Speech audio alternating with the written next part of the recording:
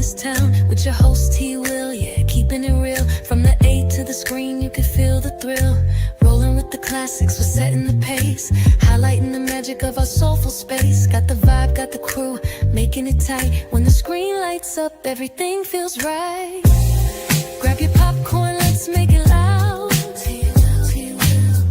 It's movie time, ATL style. Stand proud.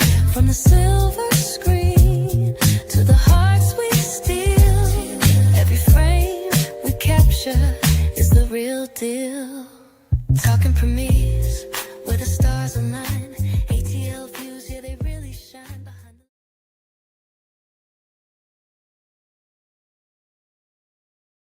Right. Welcome, everyone. My God, Jordan, and it's your boy T-Will. And we are here today to talk about Man of Steel. Jordan, how you doing, man? All well? I'm doing great. How you doing? Hey, man, I got no complaints. Thank God that I'm here. And hey, man, just excited to get into this movie. So, for those of you who don't know, Jordan and I are doing, well, most of the Marvel universe that we can. I mean, if we did the full Marvel universe, it'd probably take us 2 years. So we're going to do most of the Marvel universe, but we took a break because we're doing the Marvel universe chronologically, not as of release date. And where we are chronologically, the next movie is the Fantastic Four, which is, of course, in a few weeks. And so we've done the Batman Begins series, and now we are doing Man of Steel. Next week we'll do Batman versus Superman, and of course we will crescendo into the Justice League. And so this week, what a treat, Jordan! We got to do Man of Steel, and I got to tell you, man, I think it's been about 13 years since I saw that movie. Okay, not 13 years, maybe 5 or 6. I go back and watch it occasionally, but I don't know if there's something about watching it from the perspective of being not a critic but a reviewer. But wow, man, what a film. I am super excited to talk about it. And if nothing else, man, let's get into it. So first and foremost, first thing I want to talk about is the cast, right? Henry Cavill, you'd make a hard argument for him not to be one of the best Superman ever. I just think he was great as Superman. Kevin Costner and Russell Crowe as his dads. Uh, one earthly, one on Krypton. Great job. Amy Adams as Lois Lane. Great job. And Diane Lane as his mom. Kind of brought a tear to my eye because she reminded me of my mom. Just a great cast. Jordan, if you would, let's talk about the cast and just your opinions. Before we get deep into it, just give me your opinion of the cast right now. Anybody else you want to spotlight? Oh man, this is a fantastic cast. I think the biggest standout for me, all right, most underrated standout for me, I'm gonna say, Diane Lane as Martha Kent. In my opinion, that was the obvious best version of Martha Kent that we've ever gotten, ever. Some people will say she's a little too young. That didn't really matter to me all that much. Kevin Costner. I mean, when is Kevin Costner not good in what he does? Russell Crowe, same thing. Like both those guys are always great in everything they do. And then Michael Shannon, fantastic actor. I think as General Zod, he did a great job. Amy Adams as Lois. When I first saw this movie, I was hit or miss with her, but she grew on me, especially in the movies that followed. It wasn't even this movie specifically, but then obviously Superman, Henry Cavill. When I first saw this movie, I was like, this is my Superman. I could not believe it. So some backstory with Superman. It was a while before I saw the Christopher Reeve Superman movies. Yeah, I think I was in my teens when I saw them first. But I saw Superman Returns when it was first in the theaters in 2005, 2006, somewhere around there. I saw that with Brendan Ralph, and that was a rough movie. So I didn't really have like a Superman to look to. You didn't have a template. Yes. So I mean, the best I had was watching Justice League, the animated series, in the 2000s when it was coming out. That was the spin-off of the Batman animated series and the Superman animated series. So, but I love that series. That was basically my introduction to the Justice League. I mean, John Stewart as Green Lantern was one of my favorite Green Lanterns. One of my favorite characters. Batman, obviously, Kevin Conroy, just legendary. But yeah, that was my introduction to Superman. And when I heard we were getting a Superman movie, I was like, yeah, it's been a while. Like, and Henry Cavill, when he just does such a great job. Though the one thing I noticed, you know what? Let me get this out of the way. I I am one person that I love what James Gunn's doing in DC right now. I love it. I'm so glad. I'm so happy.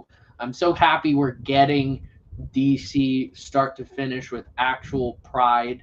I love that.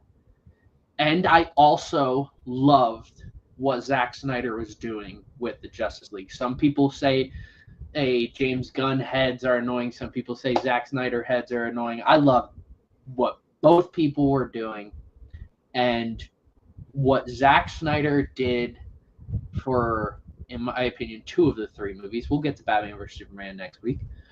Uh, was some of the best comic book movie work that I've ever seen. Yeah. And I love his vision, what he had. And some of it was Christopher Nolan's, because, like we said with the Batman trilogy, the idea for this movie came from Christopher Nolan and his writing team at the end of The Dark Knight Rises. So, in some instances, this was going to be a sequel spin-off to the Dark Knight trilogy, Yes. but Yes. through the process of this movie ended up not being that way.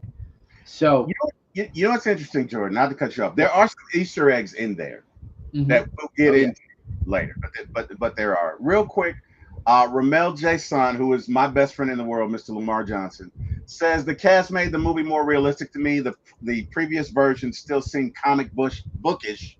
This took it to the next level. It did, and I also want you to know Lamar did really all my music for, because there's a new video you may have noticed for this presentation, and Lamar did all of it. So I did promise Lamar does music for up and coming artists, or any artist really.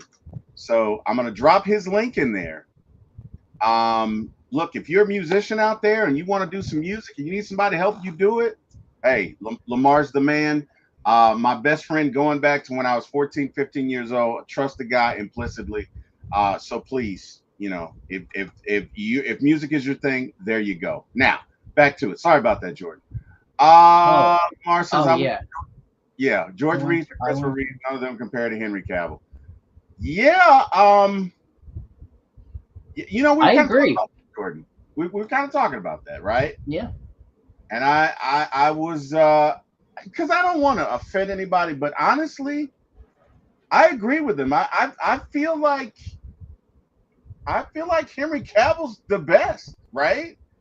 Because so he has this everyman feature that he's kind of relatable, but he's also boss as hell. So like, if there was a Superman, like that's how you would envision him. You get what I'm saying? Yeah. Like he is like just built. You know what I mean? So he lives between both worlds of humble, you know what I mean, and unassuming and just badass. Does that make sense? Yes. Oh yeah. All right. So that's our cast. it was produced by Christopher Nolan, right? Who you referenced from the Batman series. Deborah Snyder, I'm assuming that's Zack Snyder's wife. Charles Robin, Emma Thomas, and Curtis Kanemoto, I think. If I'm butchering his name, I apologize. Hey man, look, great job on the production team, great job with the direction, great job with the cast. I have no criticism in this era of production. How do you feel about it, Jordan? Are you okay? Are you okay with production, or can we move forward?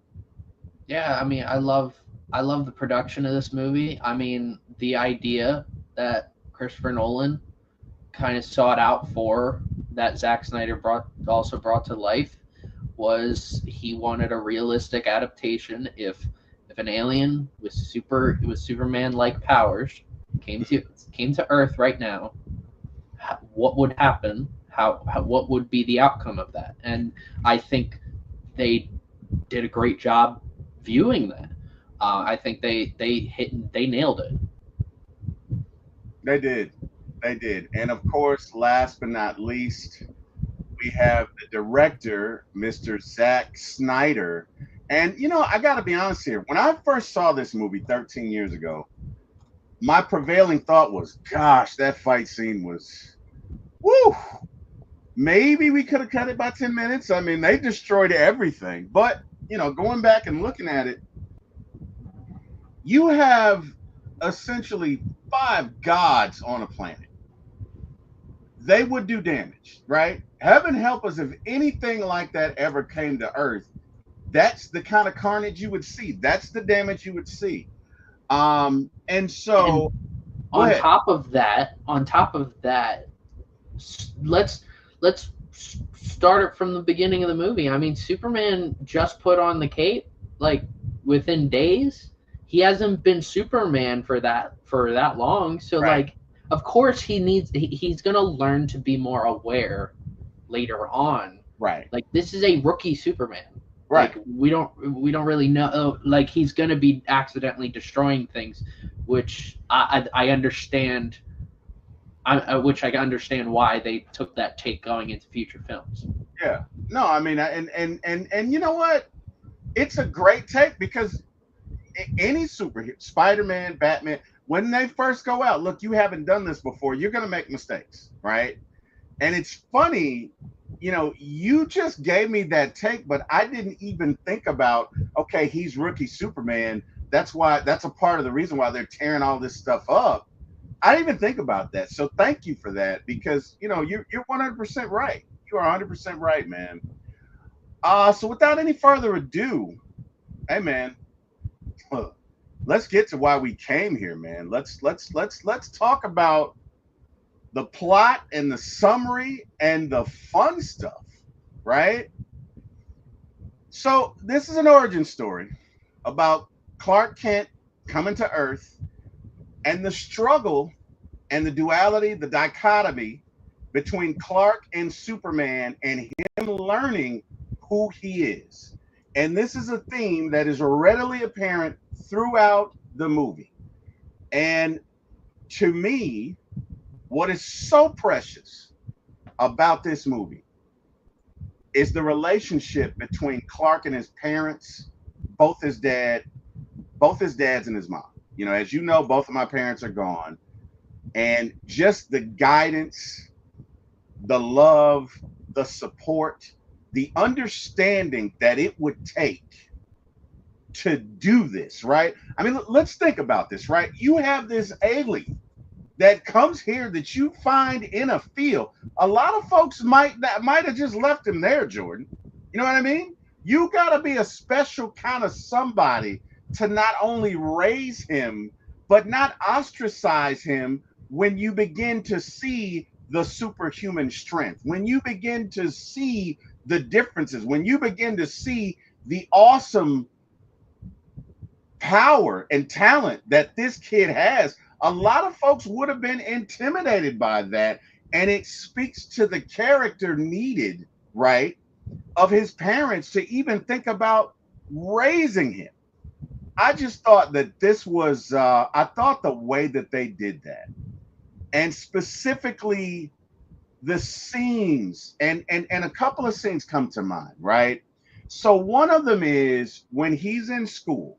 Clark is in school. Clark may be around, I'd say no older than 7, right? Maybe between 5 and 7. I don't know, 7 or 8. And he begins to, his senses all of a sudden just snap on. And he can see the teacher's skeletal structure. And he can see underneath her clothing. And he can hear everything. And all of his senses and synapses are just firing off all at once. And as a child, he's frightened, which most kids would be, right? What 7-year-old kid is going to sit there normally and go through this? And he does exactly what any other 7-year-old kid, he runs in the closet, right? Kind of talk through that scene for me. And now that you're a grown man, because I can imagine you were a lot younger when you saw it, what jumps out to you in this scene specifically? Well, actually, watching this today, I realized how similar this scene was to the scene in Batman Begins where Bruce falls into the well. Yes. And Thomas Wayne tells Bruce, why do we fall? To pick ourselves up. It reminded me so much of that scene. And Yes. He's like, the world's too big, Mom. And she's like, so make it smaller. Right. And I'm like, this is such a, it's such a beautiful scene that, like, I mean, when you, I'm going to get really deep right here, but like growing up, you're like, some kids either have two ways. They think they have the world in their hand, or that the world is too big for them. And you have to make the world smaller for you. Like, if you want to make a difference in this world, you have to make it smaller. So I think it's also a great way to introduce us to his mom on Earth. Right. I think it's and it allows us to, like, feel for her. Like, if she's ever in trouble in this movie or future movies, we will always be like, do not touch her. She's our mom. Right. So, It's, you know what? It's funny you say that, because that's exactly how I felt. You know what I mean? When, and not to spoil it, but when Zod comes to Earth and his little underling or whatever grabs Superman's mom and throws her, I'm like, wait a minute, no, because I forgot about the scene, right? So now I'm pissed. I'm like, oh no, she didn't. And when Superman grabs Zod and is like, you don't do that to my mom, I loved it. Anyway, I'm sorry. I just had to interject that, because you're 100% right. Let's take a step back to Jor-El and Laura. And, you know, it's funny how when you look at the plot in this, there's a lot going on. So in Superman's home of Krypton, basically, it's a little Matrix thing going on. Human beings are grown, right? They're not born. They hadn't been born in centuries. And so Clark, or Kal-El, I'm sorry, is the first baby to be born in centuries. And in their society, you do not have the choice of being what you want to be. You are assigned this at birth, right? And as the movie starts, Jor-El is having an argument with the council saying, look, what you did with the core has doomed us. Our planet is doomed. There's nothing we can do. And they said, well, what would you have us do? And he says, how about we do what our ancestors did and find another planet to go to? And they're just so caught up in their ways and so arrogant, and it reminds me a lot of what is going on with our current climate control. Now, they don't say that, but it kind of feels that way. You get what I'm saying? Oh yeah. And so, you know, look, it's almost game over for Krypton. Jor-El recognized this. Zod shows up and decides to, you know, get rid of the council, or those council members that are there. And he and Jarrell have a discussion, and Jarrell, Zod basically says, look, we need the codex for those few of us, or those worthy, right, of being saved or being modified. And this kind of reeks of genetic superiority. You get what I'm saying? I'm trying to be careful with my words, but this kind of reeks of genetics. In other words, we don't want to save everybody. We only want to save those who think like us, look like us, act like us, fill in the blank, whatever you want, right? And Jarrell says to him, I'm going to honor your former self, which says that Zod and Jarrell at one point were peers, maybe even friends. He definitely respected him at one point. But what it says to me is that in desperate times, people can sometimes evolve into worse version of themselves. Does that make sense? Yes. Give me your thoughts on this scene and on what's going on with that. The scene kind of reminds me of like the entire beginning premise of Transformers between Optimus Prime and Megatron. Yeah. In terms of how they view everything. Like in Transformers, Cybertron is dying. In this, Krypton is dying, and there's two philosophies: you either evolve together and leave, or try and repair the planet, or you take over control of the government, and it's the best man standing. Like, yeah. And it's it's such a, and this is the difference between the original Superman. I'm gonna be straightforward with you. I agree with you. I believe Man of Steel is better than the original Superman. Yeah. I think it's a hot take. I think we both have a hot take here because, I mean, it is, in my opinion, the most important superhero movie ever. Superman, the original Superman. But in terms of the details that, like, in this beginning scene versus the beginning scene in the original Superman movie, right. I think there's a real moral dilemma here. There's a lot of moral dilemmas in this movie that people aren't thinking so straightforward. People like watching might be like, "Oh no, it's straightforward," like because it's Superman. But if you're stopping and resetting, and you're like, if our planet was dying, this would be happening, and you would have people on different sides like this. So. I love this because it really introduces us to who Jor-El is, and you start to feel for Jor-El. Yes. And it's something you didn't really feel in the original Superman movie. Yes. And you start to understand Zod, too. You start to understand what Zod's trying to do. You're like, I get it, but it's not you're not going it a great way. Like, this isn't the way, you shouldn't be doing it like this. And the government isn't helping either. They're like, let's just sit here and die. Like, let's sit here. We'll be fine. It's fine. Yeah. Fine. It's fine. Yeah. No, really. It's fine. Everything's fine. It's fine. It's fine. Oh yeah. It's fine. Things are literally. It's fine. It's fine. Everything.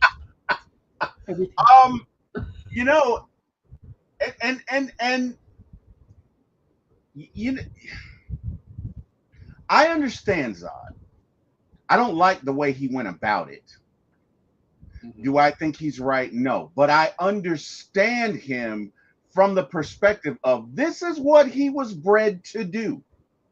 Like, he literally was created as a protector of his people to further his species. That is his purpose in life, right? So imagine if all you were bred to do was to play football, like from birth.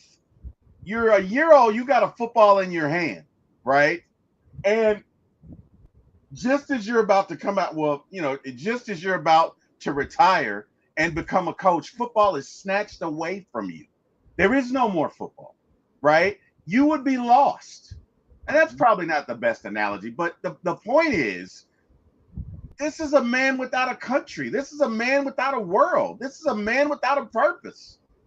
And so he's not looking at it from the perspective of a respect for any life other than Kryptonian, because that was his purpose, to extend, protect, and further the interest of Kryptonian life, right? So anyway, I'm sorry, I don't mean to take a detour there. We'll get into his purpose and all of that later. Trust me.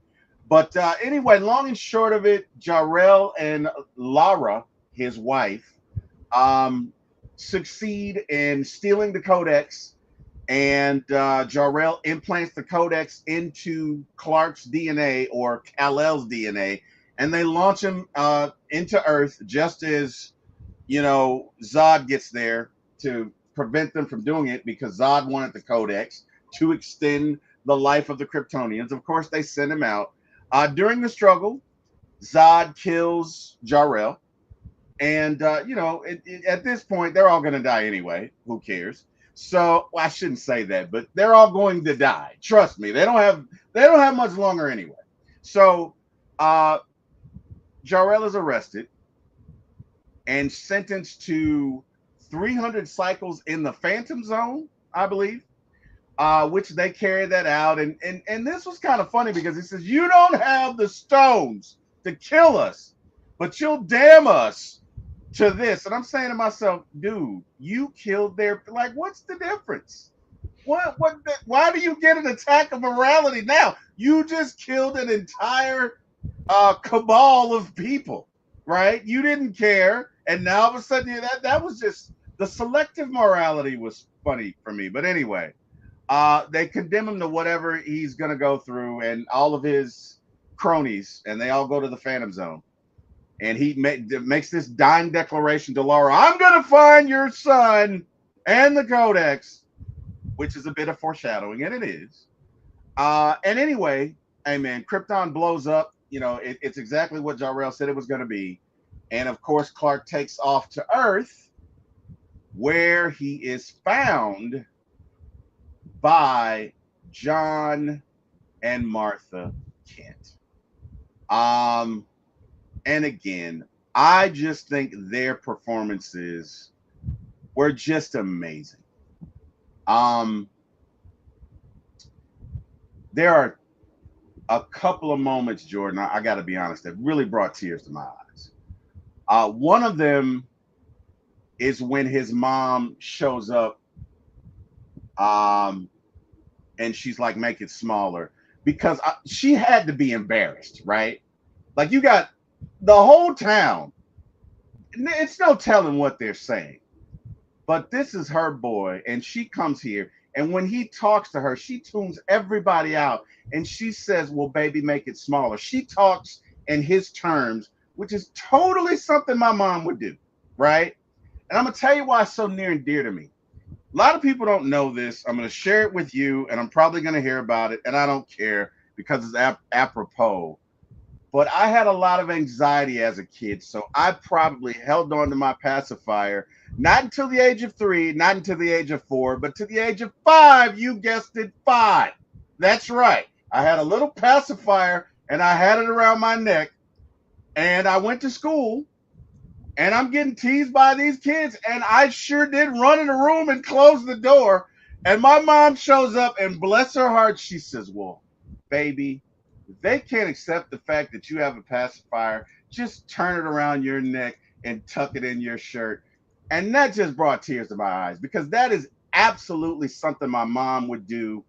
I think that what not Christopher Nolan, but what Snyder is trying to convey here is it takes a special kind of mom to be able to do this. A lot of moms would have been embarrassed. A lot of moms would have just gone in there and been like, all right, Clark, let's just go home. But she takes the time to deal with him where he is. She accepts him for who and what he is, and helps him, finds him there. You get what I mean? I just thought that was such a great scene. The other scene is where Clark is being bullied by this kid, and he's like, let's go, Clark. Let's go, Clark. What are you going to do, Kent? And you can see clearly, that Clark could whoop his ass. Like Clark could snap his finger and break every bone in this kid's body, and he decides not to. And Kevin Costner, who plays Jonathan Kent, says to him, "Well, son, you got to decide what kind of man you're going to be. You're either going to be a great man, or you're going to strike terror in the hearts of decent people. But you got to decide what kind of man you want to be." He says, "Are you hurt?" He says, "No." He says, "I know you wanted to beat him, but you got to decide what kind of man you want to be." And it was him telling him, "Look, the world is not ready for you to do that." Right? I thought that was great, man. I thought that was, because think about it. You're telling him to not be him, right? And he's a kid. He's 12 years old. What 12-year-old who could do that would have the discipline to hold back, right? So Jonathan Kent has to be a dynamic father to even be able to do that. Give me your thoughts on that scene, Jordan. Give me your thoughts on what's going on there. And I mean, it's all about discipline, and I think that's what Henry Cavill ends up portraying throughout the entire movie. And people say, "Oh, well, he's just a stone. He doesn't show emotion." No, he's being disciplined because at the end of the day, he's like a figure to everyone, and he's also, like I said, he's a rookie Superman, so he doesn't want to be that playful Superman that other Supermans have been portrayed, like the Superman that we're gonna get soon.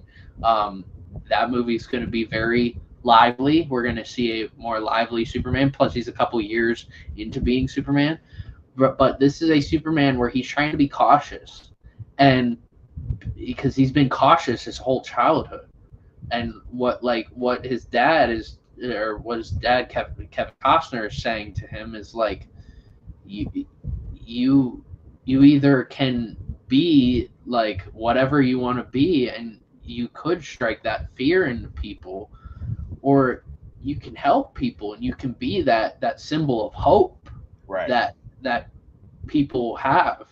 Like, not everybody that you save is going to be happy that you're there. They might be crying tears of joy because they may have lost someone. Like there is instances throughout the other movies where like there's hurricanes and he's saving people, and it's like, who knows what they're going through. Right. So you kind of have to be straight faced, because if you put a smile on your face and save them, it might ring hollow to those people. It's like, oh, Superman has everything in the world then because he's smiling. No, he's just trying to be there for everybody. And then, yeah, Brightburn. He has a good point here. That's why he has a very good point here, and that is, if his mom ignores that, he very well could have turned it. He very well could have turned that anger inward. So to Lamar's point, it takes a special mom to be able to recognize that, right? And I didn't mean to cut you off. I just want to point that out. Go ahead. I'm sorry about that. Go ahead. Oh yeah, and for those who don't know Brightburn is basic. James Gunn made that. This was years ago. I remember seeing it in theaters, and it was awesome. I think it is a very underrated comic book movie about what if Superman was evil, right, and was still a child, like in Kansas. But I really enjoyed it, and I highly recommend it. It's very horror based, like it's gory. Yeah. It's what you would expect if Superman were evil. Yeah. 100%. So, 100%. It's a great movie. I highly recommend it. If you don't like gore, don't watch it. Don't watch it. It's not for you. Some scenes, I watched it with multiple people. Some scenes just completely turn people off because they thought Superman, and then they see the scene and you're like, what is that? So it's not for everybody, but if you're okay with that sort of thing, I highly recommend it. And especially if you watch Man of Steel, where you see like this first half hour of the movie is so great in my opinion. It parallels Batman Begins. It's first half hour of that movie in terms of the build up to not Superman or Batman, but Bruce Wayne and Clark Kent. Um, but if you watch Man of Steel and watch Brightburn, they have so many parallels in terms of the setup. Like, yeah, obviously it's Superman, but not all Superman are the same. Just like not all Spider-Man are the same. Right. Like Tobey Maguire, Andrew Garfield, Tom Holland, they're all three Spider-Man, but their origin stories are very different.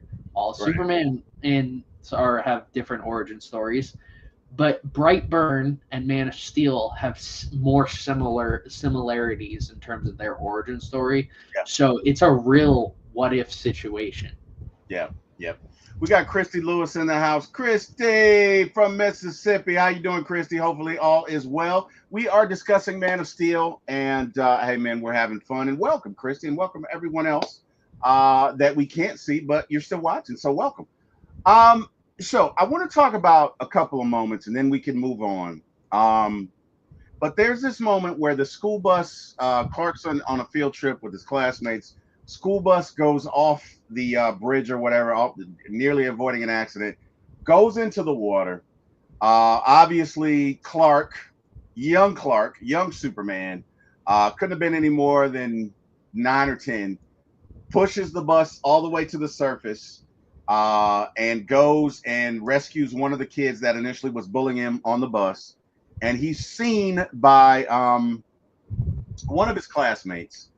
And of course, in the next scene, she's talking to his parents about seeing witnessing a miracle and yada, yada, yada.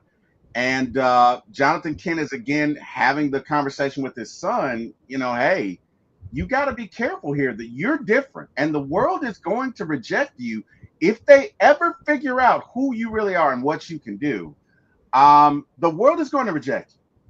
And this leads up to the next scene. And honestly, if I'm being real with you, again, I can acknowledge I lost my parents the last 5 years. I lost my mom last year. This one got real emotional for me. It really did. Can't speak for everybody. This one got real emotional for me. So we see this memory, and a lot of these younger visions. These are Clark's memories, okay? Because the film takes place present day as Clark has left Kansas because he's really filled with guilt and hurt, and he's trying to rebuild his life and redeem himself. And these are the memories that are flashing back. And so in this scene, Lois is coming to him because she met him at another time, which we won't get into every scene, but she's coming to him to talk to him about basically revealing the story and running with the story of who he is. And he tells her the story of the last conversation he has with his dad. And it was hard. So Clark and his dad are having this conversation. I don't think Clark's older than 20. He's a teenager, and you know how teenagers are. Jordan, they're mouthy, and he's like, look, this is my life. I want to do what I want to do, Dad. And you're not even my real dad anyway, and da-da-da-da-da. And as they're saying this, a tornado is approaching them. And the conversation stops because they realize they can't go any further. They got to get out and evacuate for safety.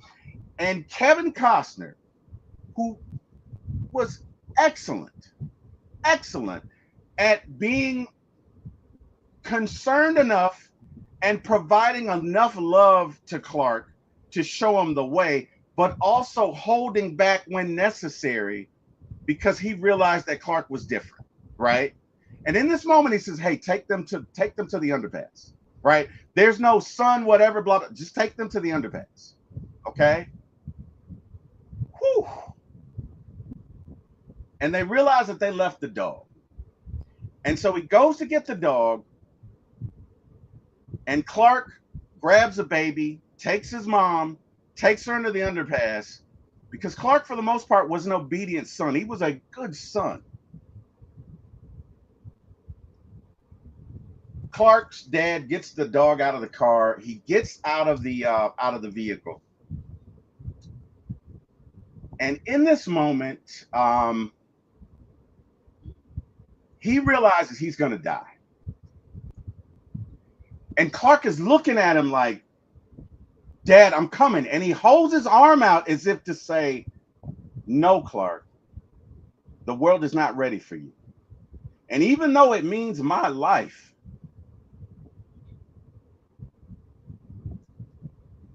whew, sorry.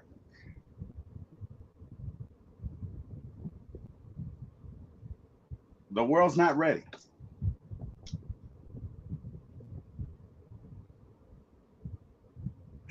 And in this, like I say, man, this was tough. It reminded me of my mom. It reminded me of just all the stuff we went through trying to keep her alive. And she reached a moment where she was like, you know what? No more. So I could understand exactly what Clark is going through in this moment, because we see the anguish on his face here. He's like, Dad, come on. You no, I can save you. I can save you.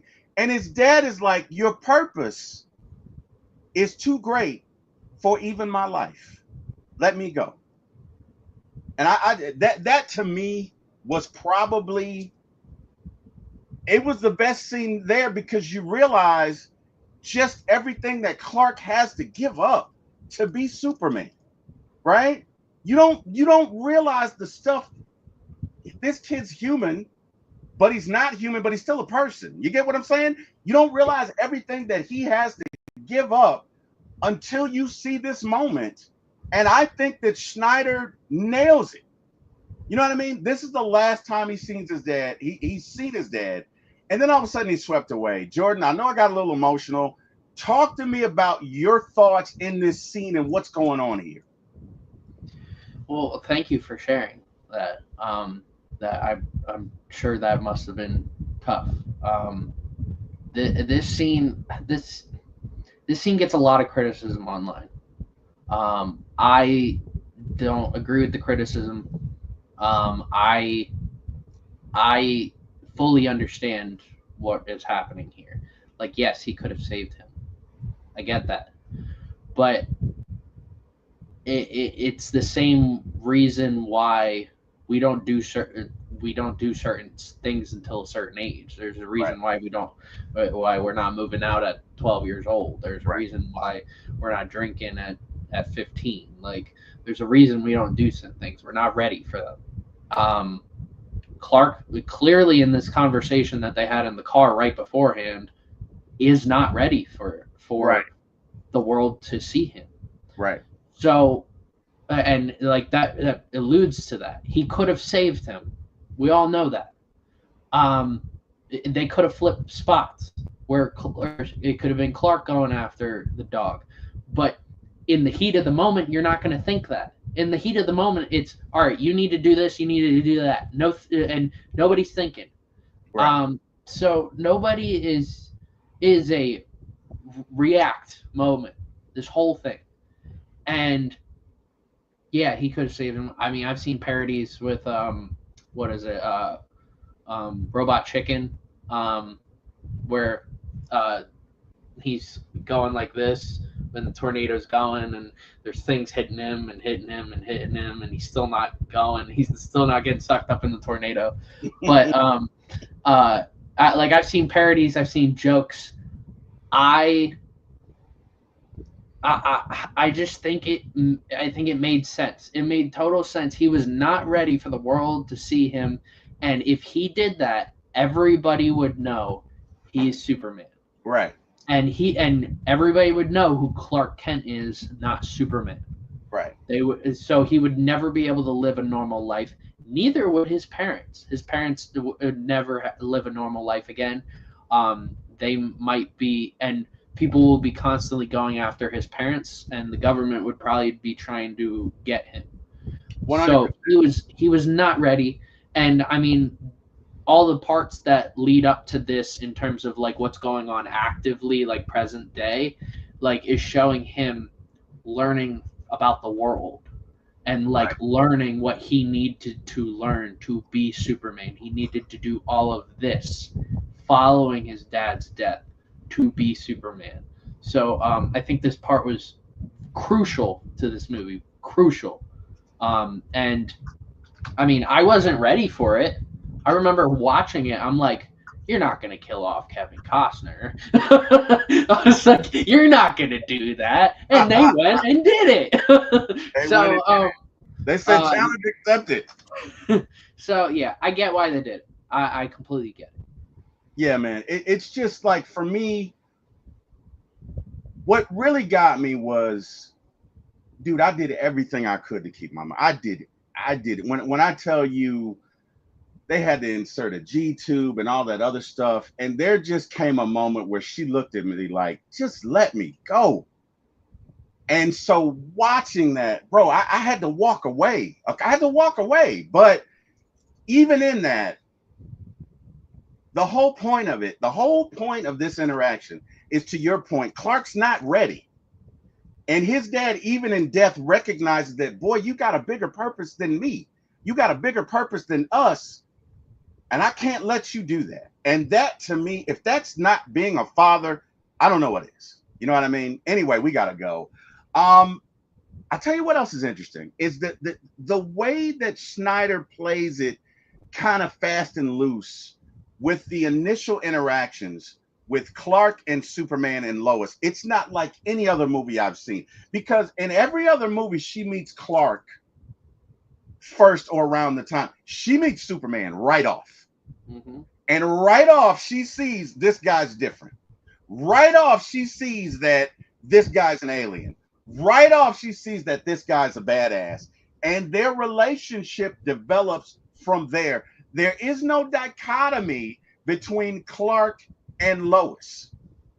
There is none of that. There is no, well, I like him. I kind of like him, but there's none of that. I thought that was a very fresh take and very interesting at the way that they did that. And to tie it back to that scene, he says to her, I let my father die because I trusted him when he said I wasn't ready. And that was him convincing her not to write the story. And if you know anything about Lois Lane, she doesn't take orders from anybody. But in this instance, she decides not to write the story. Jordan, do me a favor. Let's talk about that dichotomy or non-dichotomy and just the way that Snyder kind of plays it fast and loose with their interactions and their relationship. Give me your thoughts on that.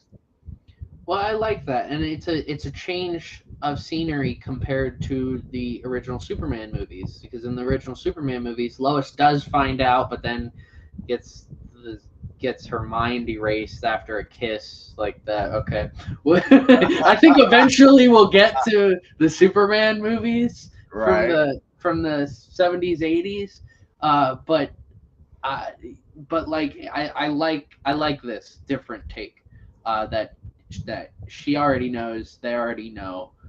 There's no like hiding, there's no secrets.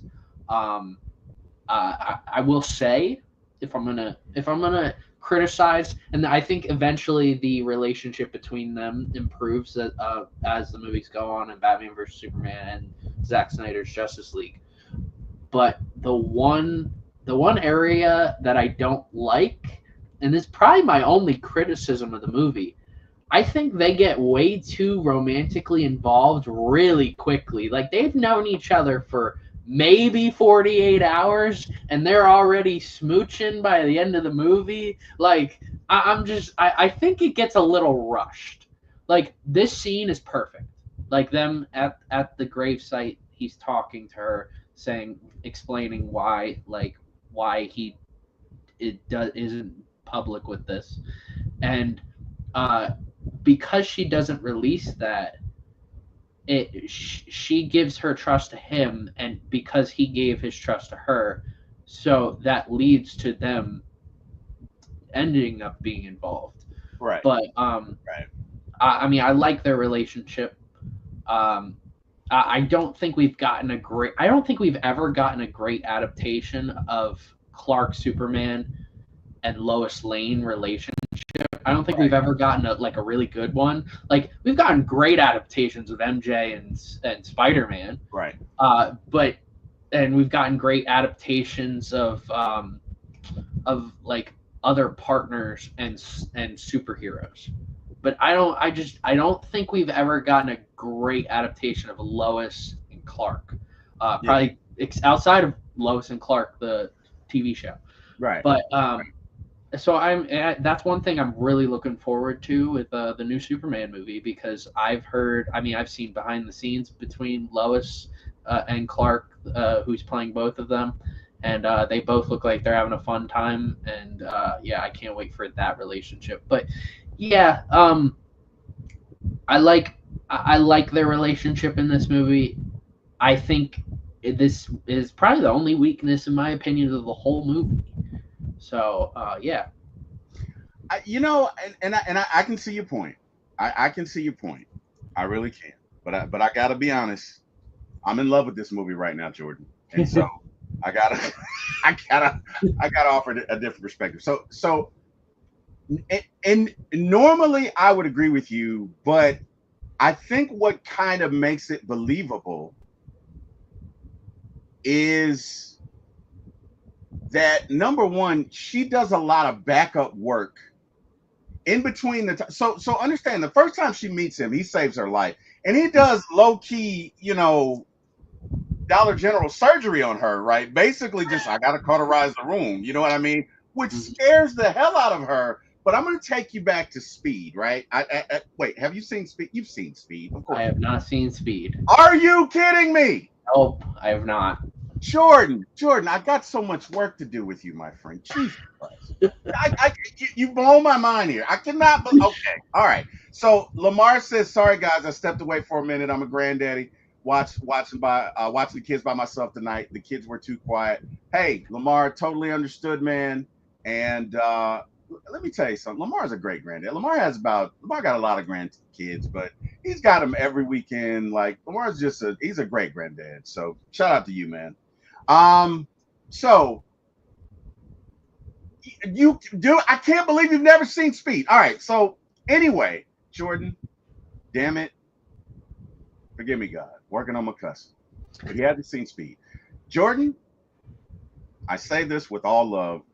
You are watching Speed within the next 2 months, and we're going to do a movie on it because it was that good. I'm not accepting. I'll give you 5 heartbeats. You can take a year to watch that. But Speed, no, you got to watch that in a month. Okay. You killed my analogy, but I can't even, man. Okay, anyway, look, under certain circumstances, when you meet a person of the opposite sex and there's an attraction and you go through extreme circumstances, a natural attraction can occur, right? First time he met her, he literally, you're about to die if I don't do surgery. He does surgery with his eyes. I mean, Jordan, who's going to compete with that, right? He scares the hell out of her, okay? I mean, he gets her heartbeat running. He's good looking. She's good looking. There's an attraction there. She does all the background work on him. So she gets to know his reputation and she sees he's a great guy. And then all of a sudden he meets her again and he tells her this story about how his dad died to keep his secret. Are you kidding me? How can she not fall in love with him? I'm just saying. But you know what would make more sense? If you see Speed, Jordan, you'll totally get the analogy. Because you don't get the analogy now because I can't use it because you haven't seen it. Now, Speed does not have Oscar-winning performances. Well, not by Keanu. But he was great. Like, I loved him in that movie. I love Sandra Bullock in that movie. Oh, my God. Dude, you have to see this, Jordan. You have to. All right, we got to get back to it. Sorry, took a detour. You kill me with that. You kill me with the movies you haven't seen. Like, you got to do it, man. We gotta do this in a month. And even if we got to do 2 movies in a day, you dude, I can't believe. Anyway, whatever. I'm going to shut up now. All right, so let's talk about when Superman. Lamar says the movie Speed made me stop riding a bus. I literally have not ridden a bus since the movie came out. All right, so to give you the premise, Jordan, there's a bus in the beginning of the movie. Keanu Reeves and Jeff Oh boy. Oh, what's his name? Jesus. Jeff Bridges' brother. No, it's not. It's not his brother. Anyway, this other guy, you know what? He was the other guy in Dumb and Dumber, I think. Oh yeah, yeah, Not Jim Carrey's character, but yeah. I know okay. I know All you. right. Yeah, yeah. I know So you. so Keanu Reeves and he are partners, and they foil this bomber who takes over this hotel. They foil his plot to kill these folks and get $1 million. And so the premise of the movie is this guy has wired a bomb on a bus, right? Once the bus hits 55 miles an hour, it can't slow down. If anybody gets off the bus blows up. If the bus slows below 55 miles an hour, it blows up. And it is a wild ride. And at the end of that, there's this kind of repartee that Keanu and Sandra Bullock have built, and it perfectly goes along with the analogy that I just said, but it doesn't make sense to you because you haven't seen it. So you got to go and see it. All right. Well, you don't have to go and see it. You can probably do it on Netflix or whatever. Anyway, let's get to when Clark or Superman meets his AI dad's consciousness, right? So this is Jor-El's consciousness, which obviously the Kryptonians were really ahead of their time and our time. Um, yeah, Christy Lewis says the old speed movie, The Intensity of the Bus That Can't Stop. Yes, again, Jordan, great movie. It's just been verified by two people, so it's not just me. Great movie. It is a wild ride. A little bit unrealistic, but who cares? It's a great Saturday night. We're So talking about Man of Steel right now. I know. You have, So, thank you for bringing me back. All right, so what I thought was great here was if you really watch, right? And I think only a handful of actors could have pulled this off, but there's a subtle difference.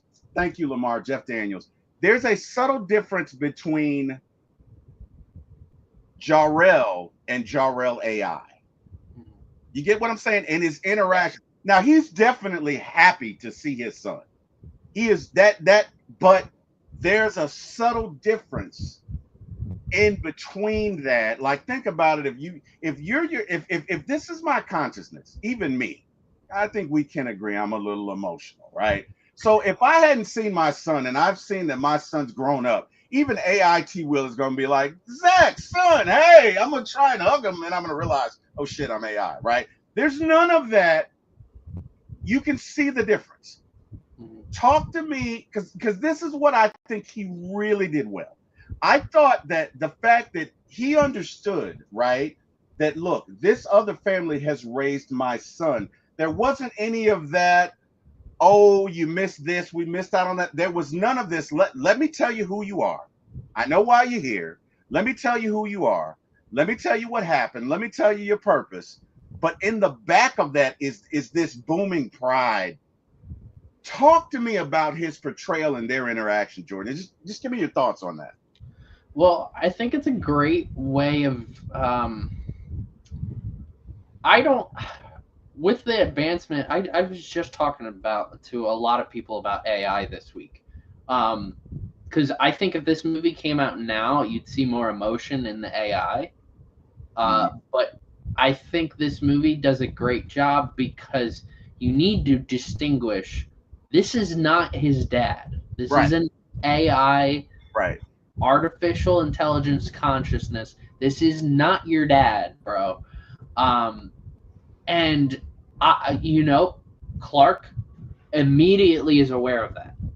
He's like, okay, you're my actual dad's consciousness. Like, and he doesn't get like overly emotional because he's like, okay, like you're not my dad, but you do have some of his memories and stuff like that. Right. So, I think if this movie were like longer or a TV show, I think we would get a little bit more interactions of like him asking Right. a lot more questions. Right. But I mean, it was a great job in terms of being able to distinguish that this isn't your actual dad. This is AI. Deboe says, "What up, my bros? What up, Deboe? Hey, Deboe, you can join us if you want, buddy. You can join us if you want. Water's warm. Come on in." Pause. I just felt the need to pause after that statement. All right, sorry about that, Jordan. Anyway, keep going. No, and then this scene, I need to talk just like you did with the Batmobile and the Dark Knight trilogy. I need to talk about this scene right here. This is the greatest scene by a Superman in a movie ever. Period. When he gets the suit, and in the background you hear Jor-El's voice like hyping him up and stuff, like you can be their symbol of hope and stuff like that. And you see him. I mean, the teaser trailer when this movie came out is something that I'll always remember. And yeah, I'm no longer on the. Oh, I kind of am on the run. So this isn't actually my background. So, it's your AI. It's your AI. We're talking about AI right now. Yes. That's what it is. Yes. But this, where he walks out, he wears that. He sees that suit. He puts on that suit. In the background, you hear Jor-El giving him like Morgan Freeman-esque quotes. And you see him go out on that ice, put his fist down, and you see all the rocks and stuff move around him. Yep. Just as he's about to do his first flight, and he does his first flight. It's not perfect because this is his first time flying as high as he's doing. Of course. But he immediately starts. It reminds me of it parallels like Iron Man's first flight. First flight in his Mark II suit in the first Iron Man movie, and he's you see this is the most emotion I think we see outside of the final scene of the movie, right? With Superman, where he's like excited. We see the most excitement we've seen out of Clark, because he's like, this is me being me. Right. Like, I'm finally letting everything loose. And when they did this in the teaser trailer, I was set. I was like, this movie's gonna be great. I just love this scene so much. The closest it gets is in Zack Snyder's Justice League. I can't wait when we talk about that. That movie is one of my favorite movies ever. But just this whole scene, it hypes me up. I've watched people react to just this scene because it's just so amazing, and it is peak Superman. Superman at his finest. I love it. Let me tell you something. What I 100% agree, man. Especially as he's kind of doing the Morgan Freeman thing in the background, that for me was just like, oh yes, let's go kick Zod's ass. Let's go. Oh, it was great. Let's see. Deboe says Superman's first flight, good. Call Jordan. He took off and never looked back. I loved his determination to fly for the first time. Yeah, definitely did that. Definitely agree. All right. So, of course, it wouldn't be a superhero movie if there wasn't a conflict, right? I mean, there has to be conflict, and we've kind of already talked about how Snyder plays it, fast and loose with Lois and Clark and Superman. But essentially, you know what's going to happen, right? You know what's going to happen. I mean, it's Falcons Saints. Sorry, Jordan. It's Red Sox Yankees. You know what I mean? And hey, it's the conflict between General Zod and Superman, right? So Zod shows up some kind of way, I guess, when they activated whatever beacon that was in whatever Arctic Sea that they found.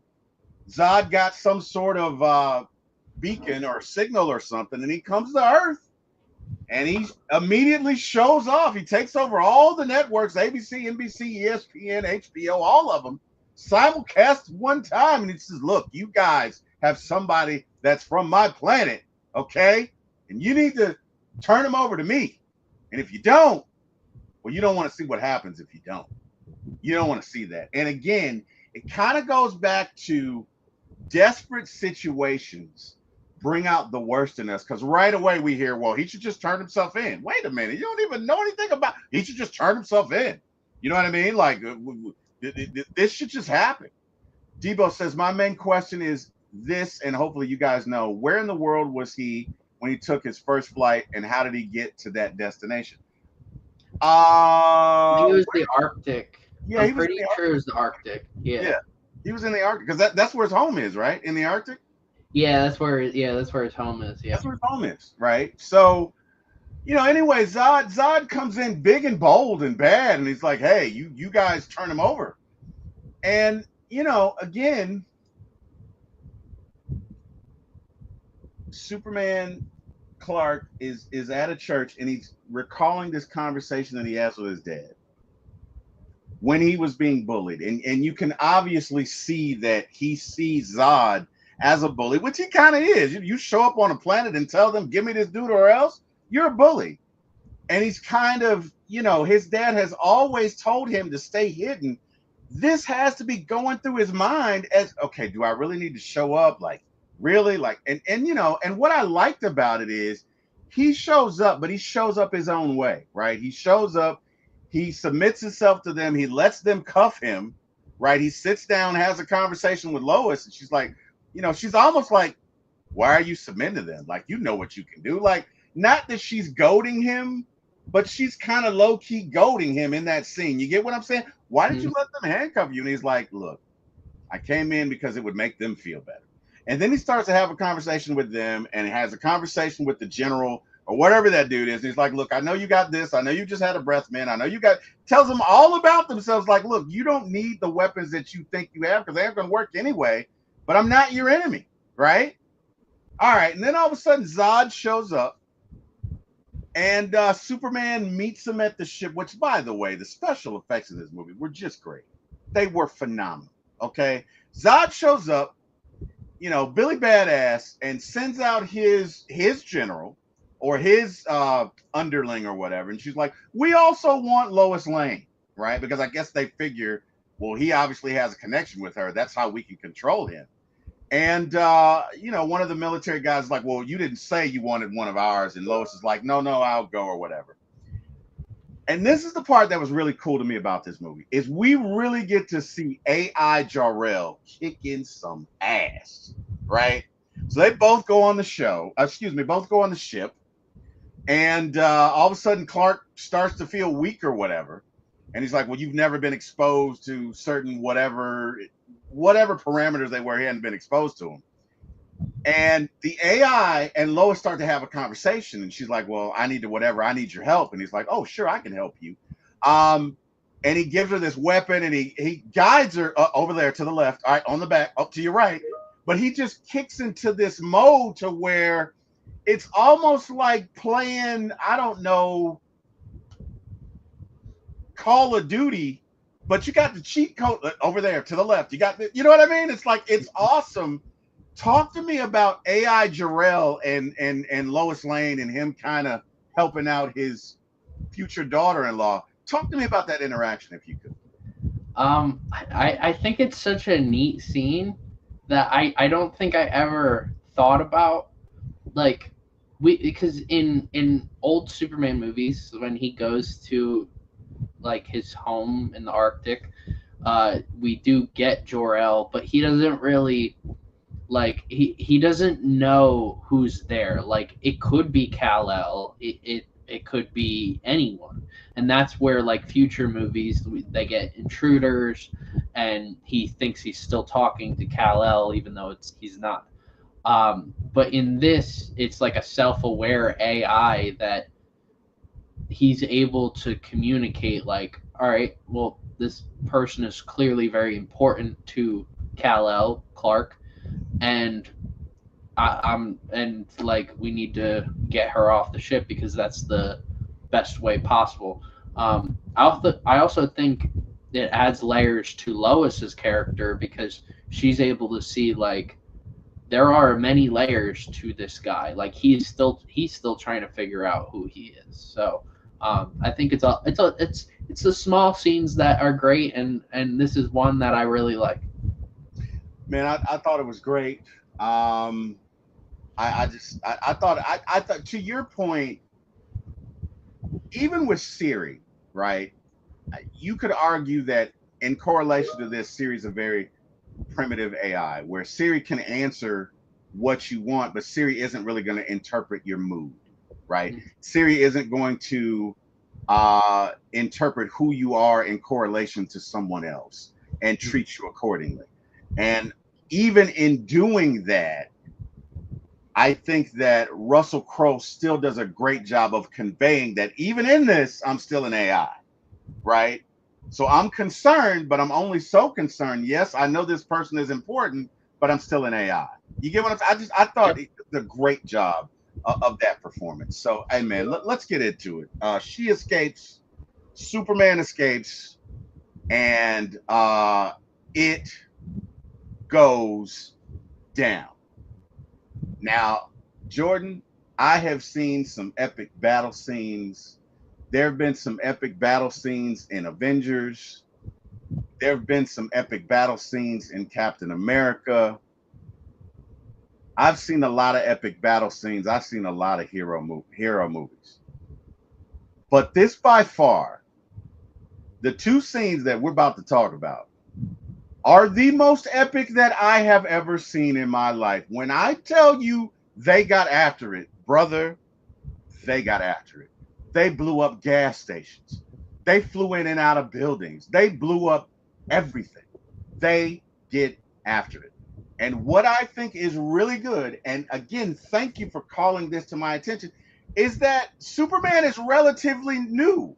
So he's not aware of, not that he's not aware of his own strength, but he's not aware of his own strength in correlation or in context with someone else who's like him and the carnage and damage that they're just going to cause just by a simple fight, right? So he's off the ship and he initially takes on uh Zod's underling and the muscle, Zod's muscle, whoever the guy is, and he takes them on both. And I gotta be honest, thank God that this is their first time on this planet.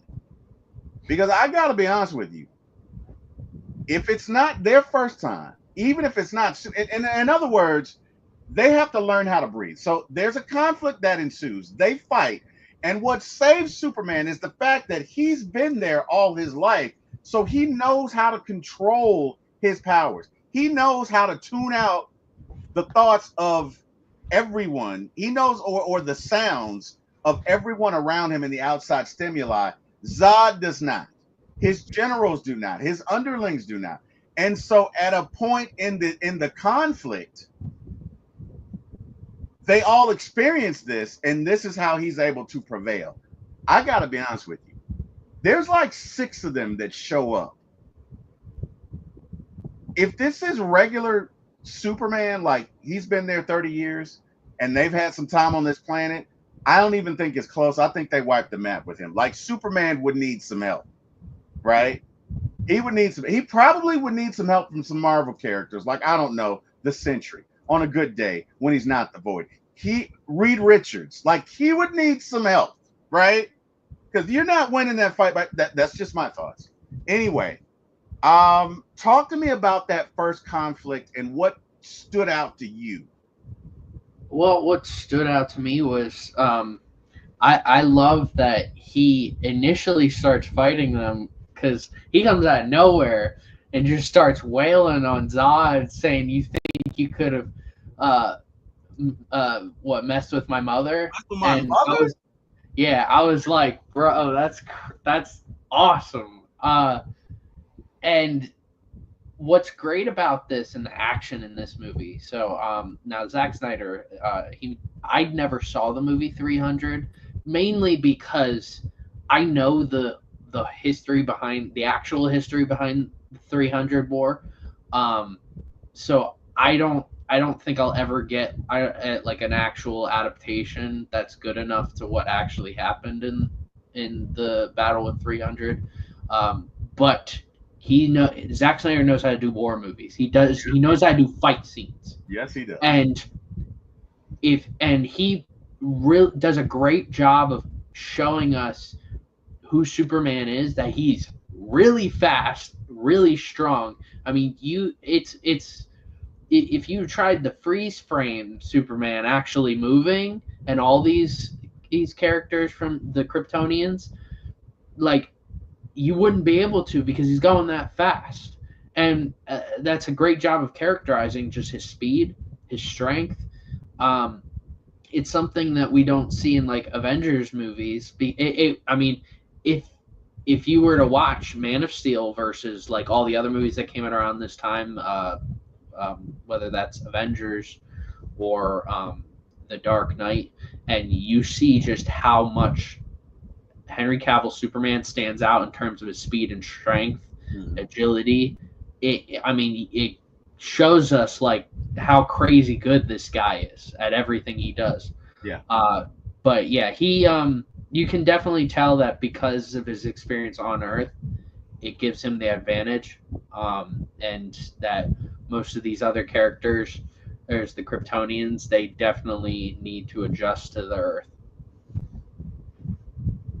Yeah, I mean, no doubt about it, man. Hell of a fight scene.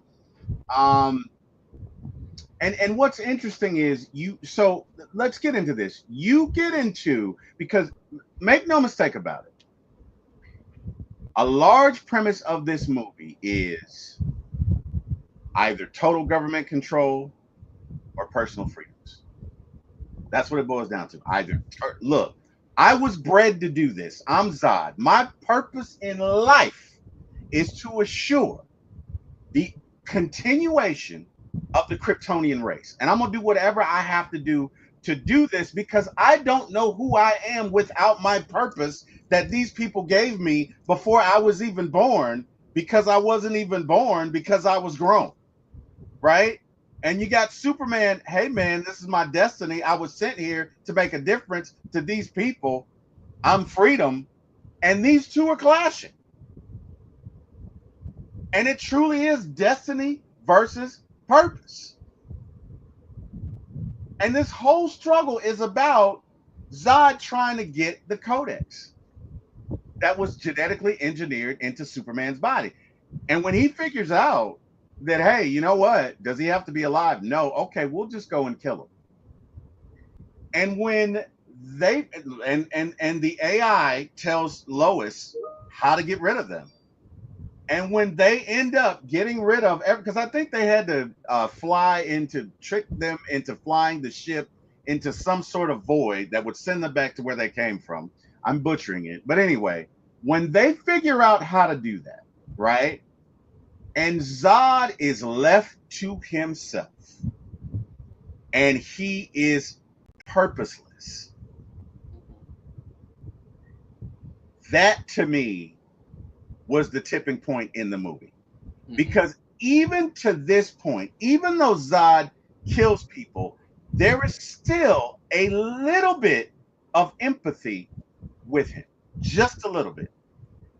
But when Superman takes away his purpose, he says, I'm going to make these people suffer, and I'm going to enjoy it.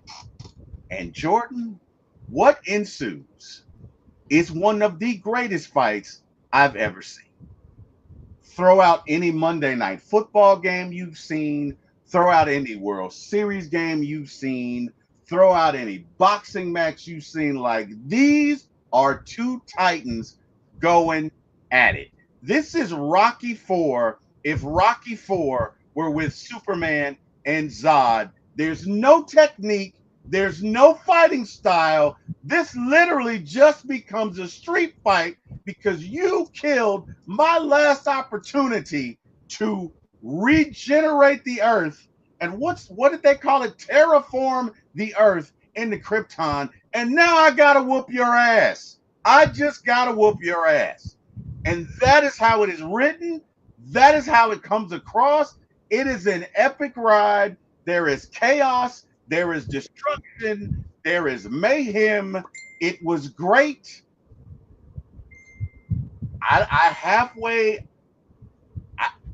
I want to give away the ending, but I'm not. I've done that in previous iterations. I said I'm not going to do that. So I'm not, obviously Superman wins, but I'm not going to tell you what happens. But give me your thoughts on just that conflict, the final conflict, and what ensues. Oh, this like when you're making a movie with like superhuman people, it's superhuman people be can destroy a lot of different things, and there's a lot of holding back when it comes to those movies, like in the Avengers, like in Justice League, like in a lot of shows, a lot of movies. You look at the Boys show, if anyone's seen the Boys, um, and this is just like we're not going to hold back. we are Not at all. we are going to we have two Kryptonians, and this is a prime example of what Zack Snyder and the writing team from The Dark Knight Rises had when they said, what if an alien with Superman's abilities came to Earth? This is what would possibly happen. Yeah. And because he can't control his powers, and even if he did, he's got a crazed maniac who's not going to control his powers. He has no choice. Yeah, like what Zod initially wanted to do was sort of like I don't know if you've seen Transformers Dark of the Moon, but when Megatron has like Cybertron trying to sort of terraform with Earth. Right. But then as soon as all of his people die, he turns into Thanos from Endgame. Oh yeah. It's like, you know what? I don't care. So he just, this is an awesome scene. We see everything. We see buildings getting destroyed. Now, does a lot of people get killed? Yeah. Yeah. Which it leads to what I call the year of the government in movies, because we had Civil War, Justice League, Transformers, Dark of the Moon, and many other superhero or comic book movies all come out within the same year or two, and they all had to do with holding the heroes back, because the government holding the heroes back because they were destroying too much. Right. And it was so weird that all of that stuff happened within the same year. Like, I remember that year, I don't remember what year that was specifically. It might have been 2016, 15, somewhere around there. And I was like, why do all these movies have the same premise right now? Yeah. Like, all around the same movie. I'm like, the government just wants to hold them back because they're destroying a lot of things. And, you know, I never really thought about that. I never thought about that with any scene up until that year of movies came out. And, like, he was destroying a lot. And it fuels Batman and Batman vs. Superman, which I'll get to next week. Just an awesome fight scene right there. I tell you what's interesting about this, right? And you kind of spoke to it. So I typically don't do this, but I'm going to do it for this presentation. We're going to get into what I learned today. And I didn't learn it today, but I'm going to share it today. Something that I didn't know. Did you know that the Pentagon has a section, literally in the Pentagon, where they review scripts in regards to what the military would do in certain scenarios? I did not know this, but there is actually a section of the Pentagon that does nothing but review scripts. And I gotta imagine if it's something that the government wouldn't do, they probably reach out to those folks and say, you can't do that, which I just, you know what I mean? Since we're essentially talking about holding back and censorship, I just thought that was interesting. So anyway, really? Jordan, you know that? I did not know that. That is so interesting. Yes. Yes. Well, they had a lot to do in like 2016 then. Probably, you're right. They probably did. Not gonna lie, they probably did, man. That's so interesting. So I tell you what, man. I thought that that fight was epic. I love the way they did it. I'm not gonna say what happens in the end. We all know what happens in the end, but I think it was kind of like Superman regretting it. But whatever, it is what it is. In the next scene, or really the last impression that was left with me was when he goes to the general and he was like, "You broke another satellite." He was like, "Yeah, man, you guys don't need to spy on me. Like, I'm here to help you, but I'm gonna do it my way." And I really like that. I like that he wasn't just a kiss ass and sure he was like, "No, I'm gonna do it my way, but you're gonna treat me with respect because I'm gonna treat you with respect. We're gonna." I think he says to him, "You're just gonna have to trust me, right? We're just gonna have to trust each other," or something like that. I really love that. I love that part. I thought it was great. Um, I want to get into, if we can, for just a few moments, the performances, which again I thought were great. Um, but you know, that's just me. Um, Henry Cavill, to me, this is just to me, okay.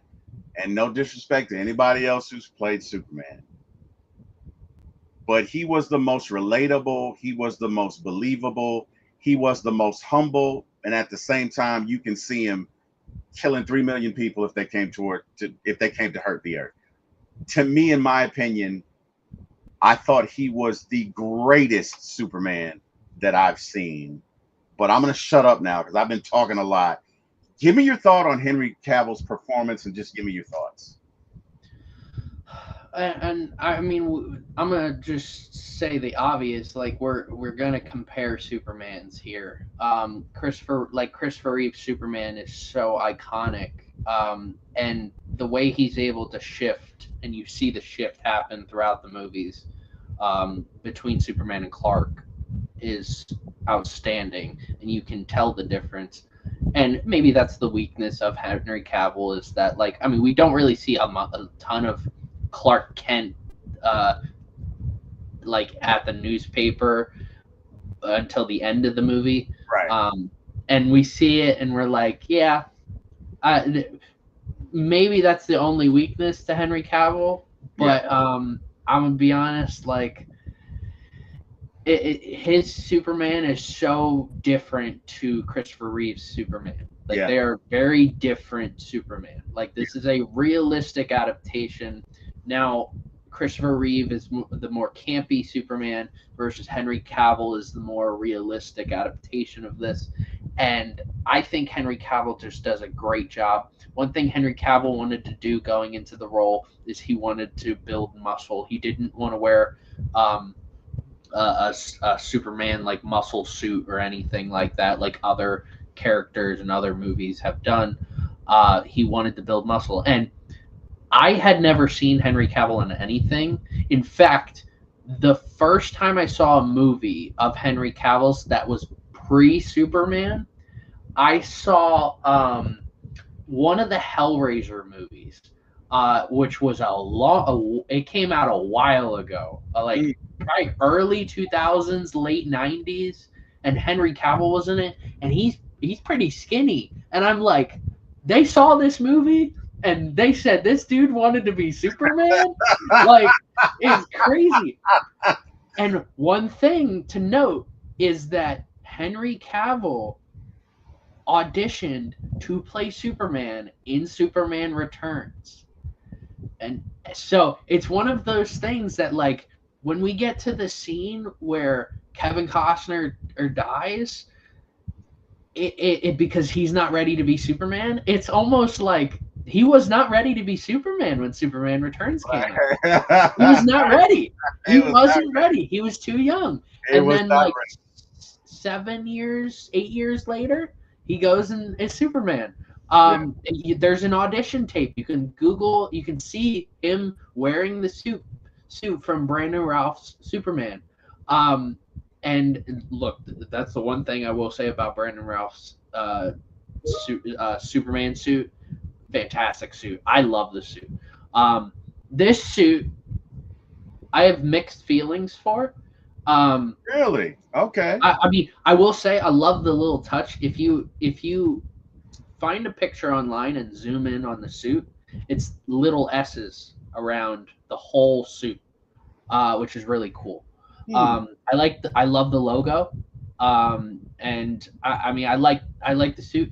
Now, question, and then we'll get back to this. Um, do you, do you prefer a Superman suit with the underwear outside or on the outside or on the inside? The trunks? Do we support the trunks or no?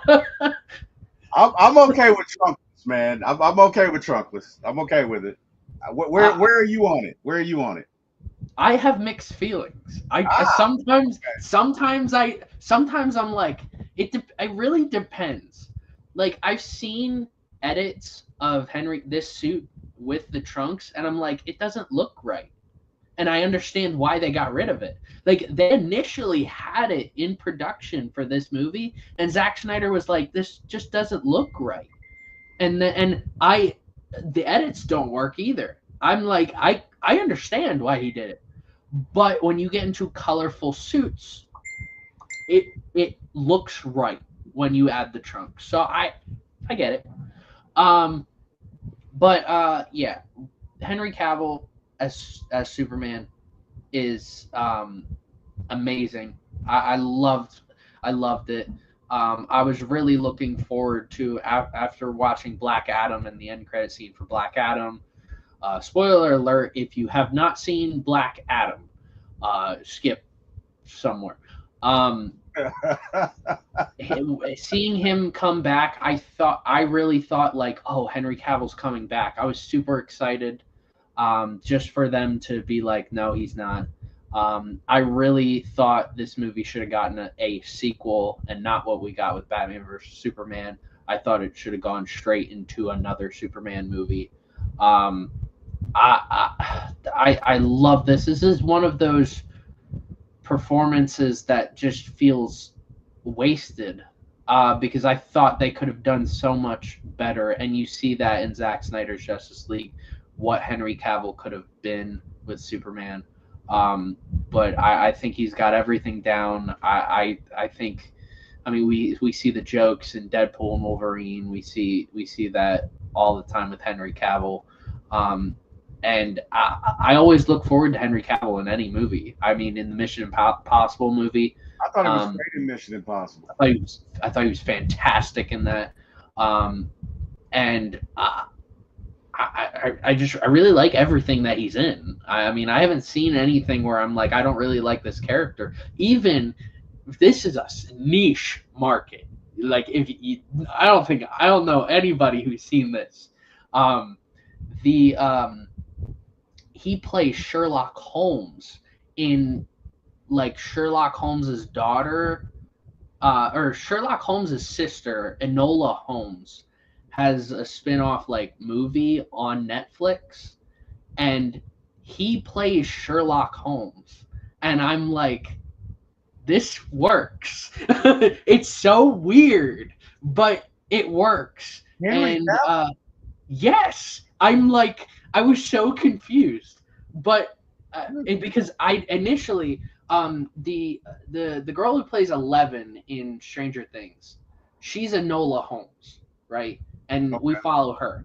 So, um, and then I think they made a sequel. I didn't watch the sequel, but I watched the first one, and I didn't know who was playing Sherlock Holmes. But then we got Henry Cavill rolling in, and I'm like, what? And again, he just does a great job. I really like him as an actor. I'd probably say he's in my top like 15, 20 favorite actors, actresses in Hollywood. Like, I really enjoy everything that he's in.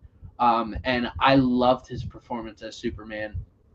He will, I mean, we'll see how the next Superman movie goes, but right now he's my definitive Superman. Um, and I have much respect for every other Superman that we've gotten since and before that. I have not seen a bad Superman. I will say that. All right. Well, hey, man. Look, for me, he was it. I hated to see him leave. I hate the fact that, and look, this new Superman movie is going to be great. I'm not taking anything away from it, but yeah, Henry Cavill's my favorite, man. I'm not going to lie about that. But let's take a look at Amy Adams and Michael Shannon, who I thought gave great performances. I thought that Amy kind of was very good between, because initially, not that she's hard on Superman in the beginning, but he definitely has to earn her trust.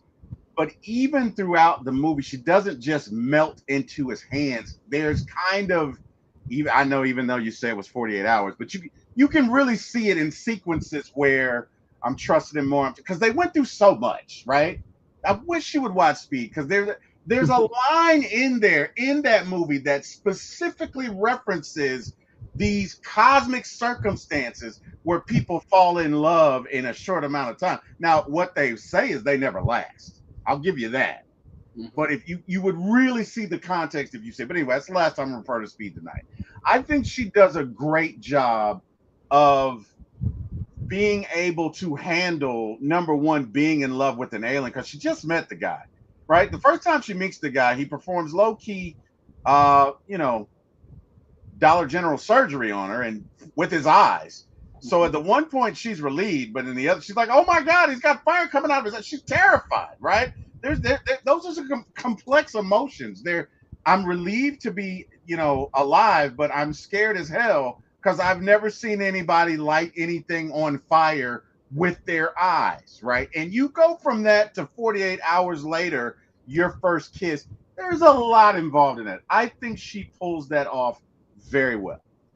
I think Michael Shannon is the best Zod that I've ever seen. And no disrespect to the first Zod. I think he was good. But I think Michael Shannon is resoundingly better in that you can understand that this guy is not a villain for the sake of being a villain. He's not doing this for the sake of just doing it. He's doing it because this is what he was bred and born to do. This is all he knows. This is his purpose, and it doesn't stop just because he's short a planet. You get what I'm saying? I think he does a good job of conveying envy up until the point to where the opportunity to terraform Earth into Krypton is gone, and then we see he's really pissed. But I think he does a good job of conveying that. If you would talk to me, Jordan, about the performances of both Amy Adams and Michael Shannon. I didn't see anything else. I have seen other things with Amy Adams before this movie, but not anything that I could remember. So this was the first Amy Adams movie that stood out to me. And ever since, I've seen Amy Adams in other things, but I always think of her as Lois Lane. And I think she does a great job being a journalist for the first 3/4 of this movie, journalist first. And that's one thing you got with Lois Lane. It's journalist first. She's all about being a journalist, and I think she does a great job with that. But honestly, for me, outside of that, this is of the three movies with Henry Cavill Superman and Amy Adams, I think this is the most forgettable for Amy Adams. I don't think it's bad. I just think it's kind of forgettable. I think she does exactly what she needs to with this role. I think when we're introduced to her, that's kind of where that's almost the peak of her, is we see her get off the helicopters telling Clark to, hey, be careful with my stuff. Those are heavy and expensive. And then she goes into the tent in the Arctic and she's like, oh, well, what if I have to go to the bathroom? And the general's like, oh, well, there's a bucket in the corner. The initial first half of her role, first 3/4 of her role, good job, really good job. It's just the second half, the last quarter, just kind of forgettable. Michael Shannon as General Zod, it ain't even close. He's the best General Zod. I don't think like I have a hard time if they ever brought General Zod back to the live screen, to the big screen for any Superman movie or Justice League movie. I'd have a hard time thinking that they'd be able to live up to Michael Shannon as Zod. Yeah. Now, I think a lot of people overlook Michael Shannon's performance as General Zod.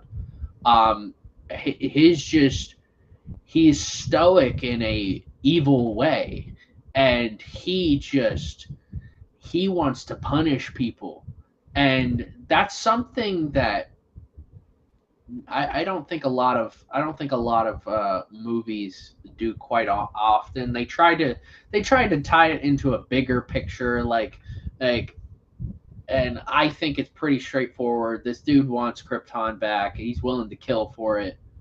And I think Michael Shannon just does a fantastic job. Another actor where if I see him in anything, I'm like, oh, General Zod. And that's kind of what this movie does for those three main people: Amy Adams, Michael Shannon, and Henry Cavill. When I see those three, I just think of Superman now. I think Amy Adams has solid performance. Her overall arc as Lois Lane, I think, is great.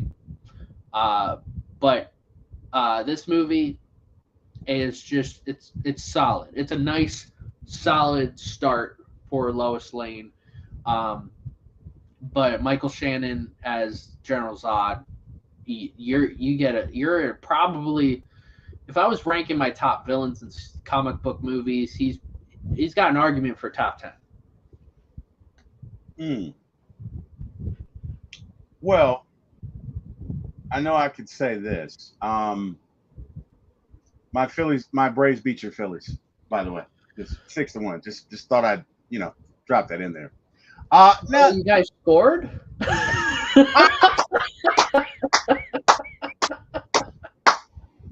Yeah, we finally did. Hey, and look this is something that you always do. So to those of you who are new to For My ATL Sports 1 and For My ATL Movies and have never seen Jordan and I do a movie review, Jordan always has a jersey, because Jordan has a jersey from every team. Only one that he won't wear, and I'll let you guys, looking at the Philly shirt, I'll let you guys guess which one that is. But anyway, Jordan always wears a jersey with a connection to the movie. And I didn't ask you that, so I'm a little off my game. So Jordan, what is the connection with your jersey that you have on and Man of Steel? I don't really have that much. I don't really have a connection with this one. I mean, Jalen Hurts is Superman. I mean, he's Super Bowl MVP, Superman right here. That's really it. I was going to wear. I have two Chiefs jerseys. I was thinking about. I have a Matt Castle Chiefs jersey and a Patrick Mahomes Chiefs jersey. Okay. I really thought about wearing that because of the Kansas connection. But technically, the Chiefs are a Missouri team. Technically, the state of Kansas doesn't have any pro sports teams, technically speaking. Technically, the Royals, even though the Royals and Chiefs are on Kansas City, which is a border city, it can be Missouri or Kansas. Technically, they're both Missouri teams, which that wasn't until 8 years ago. So I really thought about wearing those two jerseys, but it didn't make sense. And I could have worn a New York team, but with Metropolis, but they didn't really spend that much time in Metropolis in this movie. They spent a lot of time in Kansas, so not really much of a connection here. Now for Batman vs Superman, I do have one, so you'll have to come back next week. All right. Well, we'll have to do that. Oh, we got Dixon Wayne here. Now we are talking Man of Steel, my GOAT Superman movie. This is my GOAT Zod. Well, hey, man. Dixon Wayne, bro. Hey, we are glad to see you. That's right, because the Braves so Dixon Wayne does the calls for the Braves on his channel. So, yeah, the Braves just whooped up on the Phillies. Sorry, Jordan. Sorry, not sorry, Jordan. Sorry, not sorry. Anyway, let's get to the themes and symbolisms. And yeah, Dixon Wayne says this is my GOAT. but let's get to it, because I tell you one thing that I've kind of learned to do as we've been doing this, and this is our what, seventh or eighth one, Jordan? Which I don't know. Yeah. We've done quite a few, so I don't know. But Braves win 61. There you go, Jordan. Braves win 61. I'm doing that because his Phillies are in first place, so whatever. I'm not being mean to the guy. Okay, I'm just saying whatever. We also do sports stuff, and Jordan gives me grief, so he deserves it. You guys don't know how mean he is to me behind closed doors about them damn Phillies, so whatever. All right, theme, symbolism, and Easter eggs. So guilt is a theme for me, you know, because you watched your dad die and you could have done something about it. You clearly have to have feelings of guilt regarding this, right? By the way, season series is tied 4-4, Jordan. You clearly have to have some guilt regarding this. Okay? There's no way you escape that. Watching him die, knowing that you could have probably just blew your super breath and pushed him out of the way. I gotta feel like you gotta have guilt, right? Ah!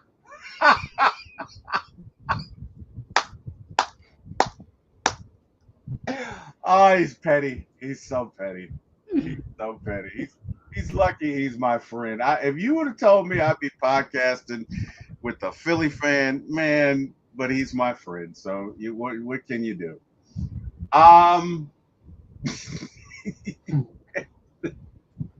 Some of the theme is Providence in regards to just General Zod, how he goes about his business, also purpose. We got into genetic superiority from the fact that, General Zod wants the Codex, but he only wants it for certain people, right? He doesn't want it for everyone. Only worthy people of the Codex will be a part of the advancement of Krypton. For finding oneself, forgiving oneself, kind of same thing. And then belonging and acceptance for me, those were kind of my themes. Jordan, did I leave anything out here? Give me your thoughts on themes of this. On your themes of this. Well, all right. I will say this. This is where a lot of people struggle with the movie, because. So, all right, throughout the movie, and when I first saw this movie, I was like 12, 13. I didn't really see the same things that everybody else saw. But a large group of people don't like this movie because Superman is viewed in the way of a religious figure. And yeah, he does. But it kind of like Superman in himself would be viewed like that. If a real person with his abilities happened to be here, I'm sure there would be religions formed for him or her. And that's one area of the movie I see a lot of people where they're like, oh, well, Superman's viewed too highly. And I'm like, who cares? It's a superhero movie. So yeah, that's one thing. I get annoyed with people who just. There's a lot of nitpicking when it comes to a lot of people who don't like this movie, and it's very, very minuscule stuff all throughout the movie, and that's where it's the people who don't like Zack Snyder, really hating on this movie. And look, I think both sides of the Zack Snyder war, the people who hate him and the people who love him, I think they can be both can be a little obnoxious at times. Yeah. But I completely understand the themes, like guilt, 100%, and purpose. And I think it's that symbol on his chest. That's every single Superman movie. It's hope. I mean, it's. Yeah. You need to have hope in life, and that's what every single Superman movie ever created is about. It's about hope. Yeah. It's about creating hope. Superman is to create hope for others, And in this movie in particular, it's about it's about Clark finding hope, and Yes. Clark finding hope that hopefully he can be that person that his parents, both his parents and Right. his sets of parents think he could be, and the person that he hopefully wants to become. Yeah. So, and yeah, again, that's every single Superman movie, and I hope this upcoming Superman movie hits that right on the nail. I'm pretty sure they will. It's very hard to miss that because hope is that's basically in the name for Superman. Amen. And you touched on something, and we got to go here. Now, I got to be honest. Superman is a Boy Scout more so than Steve Rogers. Yeah, agreed. Agreed. Yeah. Oh yeah. Um, I did not. So the first time I saw this, right, I did not catch all of the religious undertones. I really did not. And I kind of when we do these, right, I take it seriously. So I do research it. I know you do research it. I know you're kind of in the industry because you went to school kind of for film. So you're more so in the industry than I am. But Jordan, I got to be honest with you. I did not realize there were all of these undertones, right? I did not realize that. Yep. And so, we'd be remiss if we didn't get into it. But, his birth was portrayed as a natural birth, unique for Kryptonians at the time, symbolizing a chosen or destined figure. He is portrayed as willing to sacrifice himself as humanity. He is depicted as seeking advice from a priest before revealing himself to the world, suggesting a parallel to Jesus' struggle. One scene shows Superman taking on a cruciform pose, and he did. I didn't catch that the first time. I did not catch that.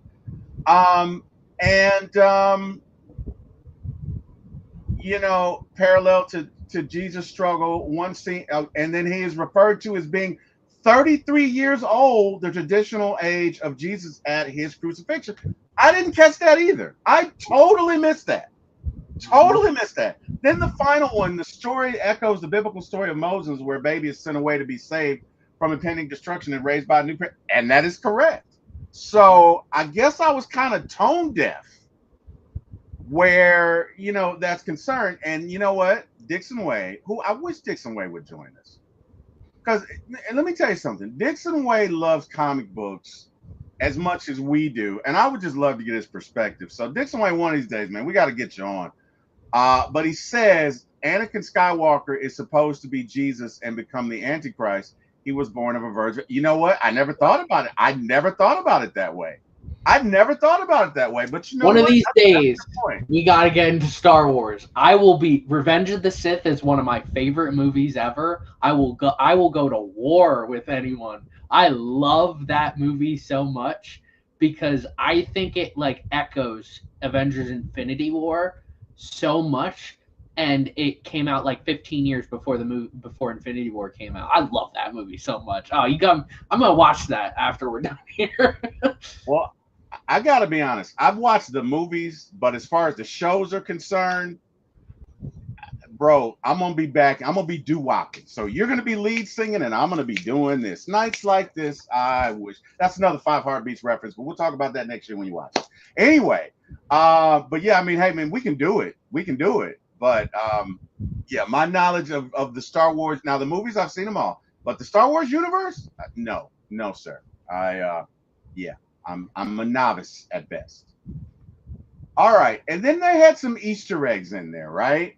And I again, I didn't catch all of the stuff they had in there, but Wayne Enterprise, a satellite destroyed by Zod, displays the Wayne Enterprises logo, confirming the existence of Bruce Wayne and Batman in this world. And that makes sense because, I mean, Christopher Nolan helped write it, right? So that makes sense. You've got the LexCorp logos that are visible throughout the film. You've got Martian Manhunter, General Calvin Scanwick's behavior during the interaction scene contains hints about him being the Martian Manhunter. There's an Aquaman reference, such as whales near the oil rig and the mission code named Trident. And then Supergirl, an empty cryogenic pod in the Kryptonian scout ship, suggests the existence of Supergirl. I didn't catch any of this, Jordan. I didn't catch any of it. The only one I've never, I didn't even it didn't even click for me was the Aquaman Trident name. That never clicked for me. All the other ones I knew about when the movie happened. In fact, even the cryogenic pod one, and me thinking it was Supergirl. I also thought that one of the other pods, when they revealed his suit, and they have like other areas where suits would be, I'm thinking like, oh, a black suit could be in one of these. Yeah. Which we later get to in Zack Snyder's Justice League. But yeah, the Aquaman Trident one never clicked for me until now. Yeah, I missed all of that. Dixon Way says Return of the Sith is the GOAT Star Wars movie, and Andor trilogy is awesome. You take season 1, 2, and Rogue One as a trilogy. All right, cool. Well, I trust Dixon Way, so I will definitely do that. Last but not least, my friend, we got to look at the box office stats here, and it really did well. It grossed over 668 million worldwide, showcasing its strong commercial success despite varying reviews. And look, as far as the critical reception, whatever, it did well. The end. I don't care about any of that. I loved it. I really don't care what anybody else thought about it. That's just me. I thought it was a great movie. And you know what? One thing I can say about this movie, Jordan, it gets better with time. It ages well. There's certain movies that don't age well. This movie really ages well. And if I had to give it a rating, I'm going to give it a 9 out of 10. I'm very interested to hear yours. I know you don't very often give a 10 out of 10, but I'm very interested to hear your rating. So without further ado, man, what's your rating on this movie? I love this movie. There are for a little bit there, I actually thought about giving it a 10 out of 10 for maybe like a couple years ago, probably when I was in college. I was like, I just played this movie on repeat. In fact, when I went to rewatch this, it set me to the end of the movie. That's how much I've rewatched this movie. I love this movie so much. It is my third favorite DC movie ever. I gave it a 9.5 out of 10. Okay. All right. So close to a 10 out of 10 for me. It's very rewatchable. I love all the fighting. I love the emotion. There's just something in me that doesn't want to give it a 10 out of 10. And for me, a 10 out of 10 needs to be obvious. Like, my 10 out of 10 movies are 100%. I'm all on board it being a 10 out of 10. In my DC ranking, I mean, we've got number 1. I have The Dark Knight is actually The Dark Knight, I think, is number 2 for me. Man of Steel is 3. The Dark Knight Rises is 4. We'll get to that in 2 weeks. Oh wow! We'll get to that movie. That's a hot take. Oh man. Okay. Wow. Yeah. Really? Yes. Okay. Dixon Way says this is the third best DC movie of all time. Yep. Dixon Way also says The Dark Knight, Batman, 89, Man of Steel. Okay, that's fair. I can't argue either way. Well, guys, look, everybody who joined us, we appreciate you. Look, guys, this was fun, and we thank you for giving us a platform where, it's kind of safe to do this. I'm a 50-year-old comic book nerd, and I can't believe you guys even come in to hear me talk about sports, let alone Marvel and DC. So to everybody who came in here, I just want to extend a heartfelt thank you. I appreciate it. We appreciate you. We love doing this, and we're going to be back next week. As you may have noticed, I did have a new intro for my show. For our show, shouldn't say my show, for our show, for this movie. And it was done by Mr. Lamar Johnson. So look, if you're a musician out there, you're looking for somebody to do your music, you can do a lot worse than Mr. Lamar Johnson. Yes, he's my best friend, I'll tell you that, but the guy's never let me down. And just as real as it gets. And I've nothing bad to say about him. Dixon Way says Batman Begins number 4. That's fair. So yeah, guys who joined us, thank you so much. We appreciate you. Couldn't do this without you. And we will be back next week. Jordan, tell these folks where they can find you, man. Well, you can find me at Oltegacy. We post a bunch of sports, everything about sports. NBA draft and NHL draft for this week. We're posting a lot for that. Yeah, I love doing this. We're doing Batman versus Superman next week. Dawn of Justice, the Ultimate Edition. That's on. I'm pretty sure that's on Max. Because we're doing this in the Zack Snyder trilogy, basically, and Zack Snyder's vision was Man of Steel, Batman vs Superman, Dawn of Justice Ultimate Edition. That's a tongue twister, and then Zack Snyder's Justice League. So I'm very curious to see Batman vs Superman again because I don't rewatch it often, and I'm not a huge fan of it. So, but I'm gonna think with an open mind. That's all you can do, man. That's all you can do. Well, hey, to everybody who joined us, thank you. I hope you guys have a great evening. Really appreciate the fact that you did join us, and we will see you next week. I hope you guys have an amazing week, an amazing Sunday. Enjoy yourself. Enjoy the rest of your Saturday night. Again, thank you. I want to thank God for me being here. And last but not least, Brother Jordan, thank you. As always, man, this is so fun. And I can't think of another person that I'd rather do this with, man. You know what I mean? Because it's like watching it again and seeing it again for the first time. And it's so much fun. So I can't do anything but appreciate you. Deboe Vibes, we saw you, man. Appreciate you joining us. Everybody who did join us, thank you. Again, thank you to Mr. Jack Spade, Mr. Eric Parker for getting my start in this business, and Mr. Lamar Johnson for doing my business, and Chris A1 for doing my video. You guys are amazing. Thanks, everyone. We'll see you, and good night, everybody. Hey, you just watched another entertaining and interesting for my ATL Fans Sports 1 show. If you enjoyed the show, please let T-Wil know by hitting the like, share, and subscribe buttons. T-Wil would have brought you this message himself. This guy doesn't know how to keep it short and simple, not to mention that outrageous laugh. Anyway, tune in next time and have a great day.